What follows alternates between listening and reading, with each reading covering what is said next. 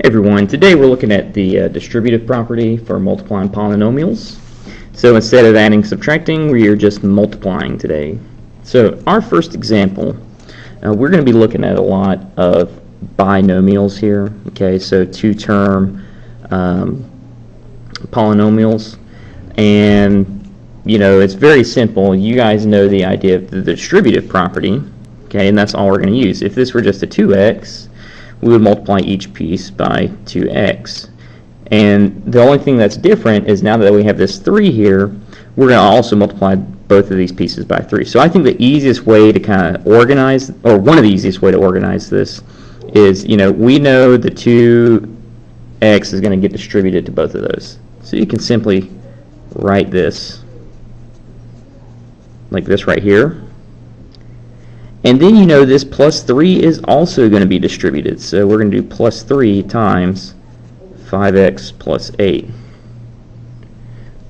So then look what happens. Distribute 2x times 5x is 10x squared. X times x is x squared. 2x times 8 is 16x.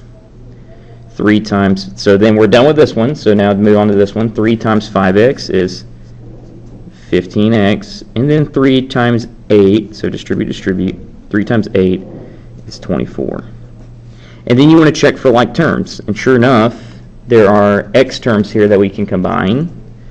So when you combine like terms, you get 10x squared, 16 plus 15 is 31x plus 24. And that's all you got to do. Now, if you want another way to organize your work, we will actually be looking at this one a good bit too. There's something called the box method. Guess what shape it involves? A box. Okay, a little square. Alright, so if I wanted to kind of organize my work a little differently, I can draw this little box. Okay, put it in a little window frame there. And I'm going to kind of split my terms up here. So here's what's happening. Remember, so basically the kind of idea here was we're going to find the area. We're going to say 3x minus 5. Okay, that's our first piece. And then we're going to say this piece here is 5x plus 2. And yes, it does work if these are backwards. So instead of having to rewrite, you know, everything like this, we can now go into this box, and we know this box right here will be 5x times 3x, which will be 15x squared. This box is going to be 5x times negative 5, which is minus 25x. This box will be 2 times 3x, which is 6x. And this final box will be 2 times negative 5, which is negative 10. And then you very simply combine like terms, so no other x squareds, 15x squared. Negative 25x and 6x is going to come out to be minus 19x, and then minus 10 is by itself. So this is a nice little trick to kind of organize your work, and we'll also use this to go backwards, so we will see where we get from this and turn it back into this later on. So this is nice to know. So let's try one more with the box method here. So I'm just going to draw my box, get my work organized. Okay. So I'm going to split it up here. 7p minus 2, 3p minus 4, right? Just turn that right there, that right there. So this box is 3p times 7p. That's 21p squared. This box is going to be 3p times negative 2, which is minus 6p. This box is going to be negative 4 times 7p, which is negative 28p. And this is negative 4. This one's going to be negative 4 times negative 2, which is a plus 8. And if you need to write that in your boxes, you can do that, 7 times 3p. You know, in this way, you keep it really organized, and you see exactly where each multiplication goes. You know you've got 4 things you'll be multiplying because it's a 2 by 2, and you can keep up with each piece. And you can easily see your errors too. You know, if this was positive, you know, you can see, oh, I forgot to multiply by negative 2. So combine like terms, no other p squareds. Minus 6p minus 28p is minus 34p, and then plus 8. And that's it. All right, so, okay, moving on here. Let's just try it the first way we did it. Okay, y is going to get distributed to both of them, so y times y minus 3, and the 4 is going to get distributed to both of them, plus 4 times y minus 3. So distribute to each one. Y times y is y squared, y times negative 3 is minus 3y, plus 4 times y is plus 4y, 4 times negative 3 is minus 12. Combine your like terms. Negative 3 plus 4y is going to be positive 1y minus 12. And yeah, that is how simple it is, okay?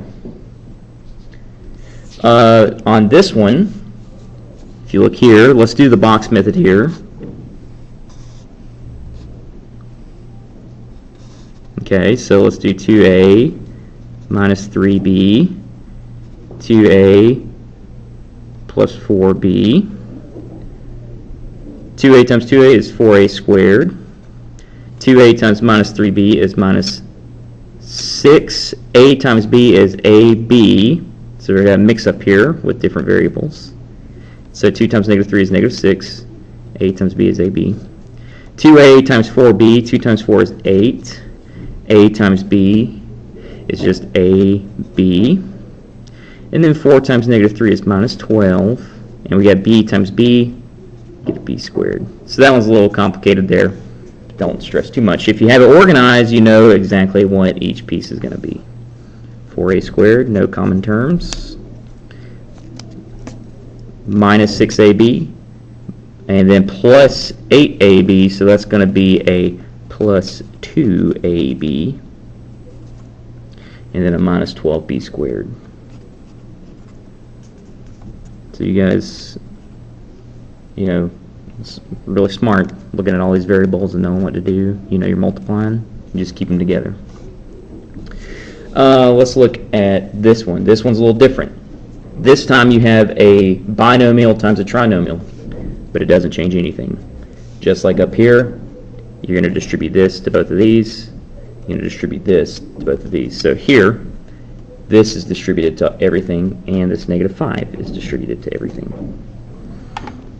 All right, so let's see. 2x times all of that gets brought out like this.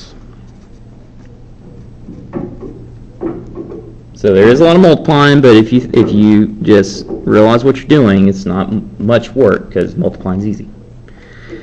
Make sure you keep your sign consistent. This is then going to be minus 5 times x squared minus 5x plus 4.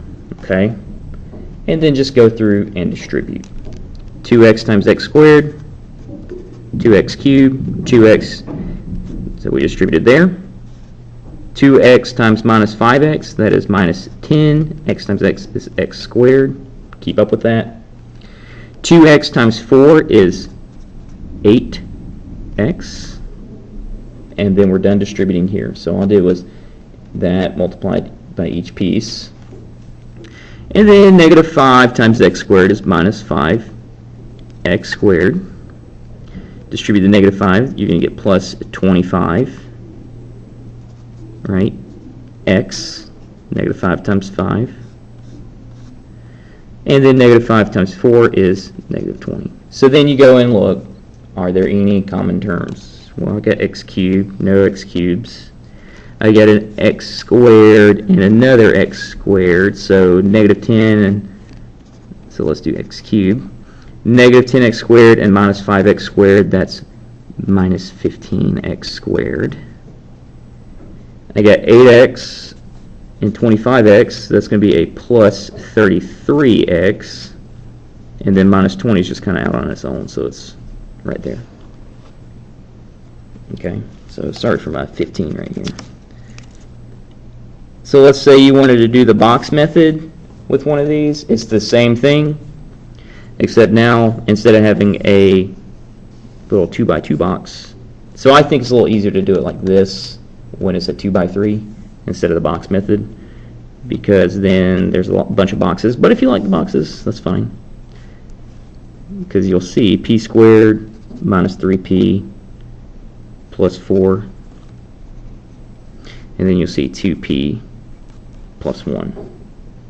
And now you can see, oh, I'm just going to multiply this times it. And you can see it. 2p multiplied times each one of these goes into each of these boxes. That's what's happening here. 1 is multiplying times each of these, so it goes in each of the boxes. So 2p times p squared, 2p cubed. 2p times minus 3p is minus 6p squared. Sorry, that's an ugly 2 right there. 2p times 4 is plus 8p. And then 1 is just going to repeat. So p squared minus 3p. And then 1 times 4 is plus 4. Combine all your like terms. There's no other cubes. There's some p squareds. There's a minus 6 and a 1p squared. So that's going to be minus 5p squared. There's an 8p and a minus 3p. 8 and minus 3 makes positive 5. And then 4. And you're done. So either way, whichever one you like, but that's it. That's all there is to multiplying polynomials. Just use your distributive property. Use your organizational tools if you need it. But let me know if you have any questions.